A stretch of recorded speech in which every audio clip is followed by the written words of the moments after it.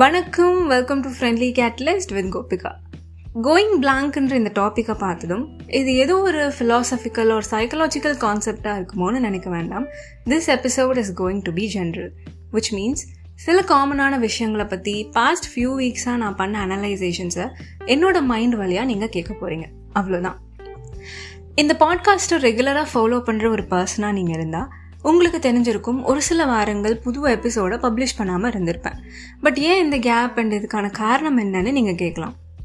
ஒரு சில பர்சன்ஸ்க்கு content create பண்ண ஒரு ஸ்கிரிப்ட் எழுத ஒரு ஸ்பெசிஃபிக் ஜோன் ஆஃப் ஸ்பேஸ்குள்ளே போனால் தான் க்ரியேட்டிவிட்டி அண்ட் அந்த ஃப்ளோ ஸ்டேட் கிடைக்கும் அப்படின்னு சொல்லுவாங்க. ஆன் த கான்ட்ரரி, வேறு சிலர் எந்த விஷயத்தை பார்த்தாலும் அதை ஒரு இன்ஸ்பிரேஷனாக எடுத்துப்பாங்க. அண்ட் ஸோ ஈஸியாக அவங்களால எந்த மைண்ட் செட்டில் இருந்தாலும் ஒரு கான்டென்ட்டை எழுத முடியும். பட் நான் ஃபர்ஸ்ட் கேட்டகரியை சேர்ந்த பர்சன்னு தோணுது.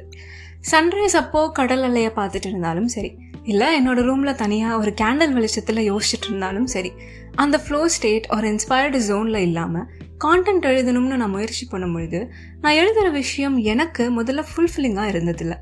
ரீசெண்டாக நிறைய பேர் சொல்லி நான் இதை கேட்டிருக்கேன். ஒரு கைண்ட் ஆஃப் எம்டினஸை நான் ஃபீல் பண்ணுறேன் அண்ட் இப்போ என்ன பண்ணணும்னு எனக்கு தெரியல அப்படின்னு சொல்லுவாங்க. கான்டென்ட் க்ரியேட்டர்ஸ்னு மட்டும் கிடையாது, நீங்கள் எந்த ப்ரொஃபஷனில் இருந்தாலும் உங்களுக்கு ரொம்ப பிடிச்ச ஒரு ஈவன் உங்கள் பேஷனே ஃபாலோ பண்ணிட்டு இருந்தாலும் கூட there will come a day where you will go blank. இந்த எம்டினஸை சில டைம்ஸ் நமக்கு ரொம்ப பிடிச்ச பர்சன் கூட இருக்கும் பொழுதும் கூட நம்ம ஃபீல் பண்ணியிருப்போம். இதை டிஸ்கனெக்ஷன் ஃபேஸ் அப்படின்னும் சொல்லுவாங்க. இந்த மாதிரி நம்ம ஃபீல் பண்ணுறதுனால ஸோ மேபி அந்த பர்சன் மேலேயோ இல்லை என் ஜாப் மேலேயோ அந்த சிச்சுவேஷன் மேலேயோ எனக்கு முதல்ல இருந்த இன்ட்ரெஸ்ட் குறைஞ்சு போயிடுச்சுன்னு நம்ம யோசிப்போம். பட் இந்த இடத்துல நான் அண்டர்ஸ்டாண்ட் பண்ணிக்கிட்ட ஒரு சின்ன விஷயம், ப்ளஷர் அண்ட் பெயின் மாதிரியே கோயிங் பிளாங்க் ஒரு எம்டினஸ் அப்படின்றது நம்ம லைஃப் சைக்கிளில் நமக்கு நடக்கிற ஒரு ஃபேஸ். ஸோ இதையும் ஒரு நார்மல் ஃபேஸாக பார்க்க பழகிக்காத வரைக்கும் தொடர்ந்து இதிலிருந்து எஸ்கேப் ஆகிறதுக்கான வழிகளை மட்டுமே தேடிட்டு இருப்போம் தவிர இந்த பிளாங்க் ஸ்டேட்டை நம்மளால் அக்செப்ட் பண்ணிக்கவே முடியாது. நான் ஏன் பிறந்தேன், என்ன பர்பஸ்க்காக இந்த ஒர்க்கை பண்ணிட்டு இருக்கேன், சில நேரங்களில் கையிலேயே ஆன்சர்ஸ் இருந்தாலும் கூட ஏன் என்னால் அதை ப்ராசஸ் பண்ணி கிளியராக பார்க்க முடியல, அப்ளை பண்ண முடியல, இந்த மாதிரி 1000 கேள்விகள் நமக்குள்ளே புதுசாக தினந்தோறும் முளைக்கும். பட் இந்த கேள்விகளுக்கு எல்லாம் யார் பதில் கொடுப்பா? நீங்களா, இல்லை நானா, இல்லை நம்மளை சுற்றி இருக்க இன்ஃப்ளூயன்சஸா?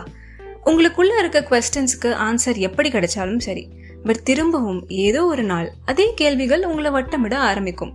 பட் அந்த டைமில் ஒரு குழந்தைய அள்ளி அணைக்கிற மாதிரி அந்த ஃபீலிங்கையும் ஒதுக்கி வைக்காமல் அதை அள்ளி அணைச்சு அது கூட கொஞ்சம் நேரம் உட்காந்து பாருங்கள்.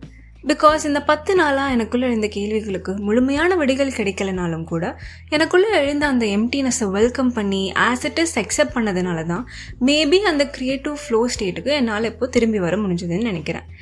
எல்லா நேரங்கள்லையும் நம்ம தேடுற பதில் ஒரு வார்த்தையாக தான் இருக்கணும்னு அவசியம் இல்லை. அதை நீங்கள் ஃபீல் பண்ணுற அந்த எம்டினஸ் மூலியமாக கூட கிடைக்கலாம். So just observe it. இந்த எபிசோடு உங்களுக்கு பிடிச்சிருந்தா உங்கள் ஃப்ரெண்ட்ஸ் அண்ட் ஃபேமிலி மெம்பர்ஸ் கூட ஷேர் பண்ணி ஒரு கான்வர்சேஷன் ஸ்டார்ட் பண்ணுங்கள். இப்படி பண்ணுறது மூலியமாக நீங்கள் அவங்களோட லைஃப்பில் ஒரு கேட்டலிஸ்ட்டாக மாற முடியும். அண்ட் இந்த எபிசோடை பற்றின உங்கள் காமெண்ட்ஸை இன்ஸ்டாகிராம், இமெயில் அண்ட் லிங்க்டின் மூலமாக என் கூட நீங்கள் ஷேர் பண்ணலாம். And I will see you soon in another episode.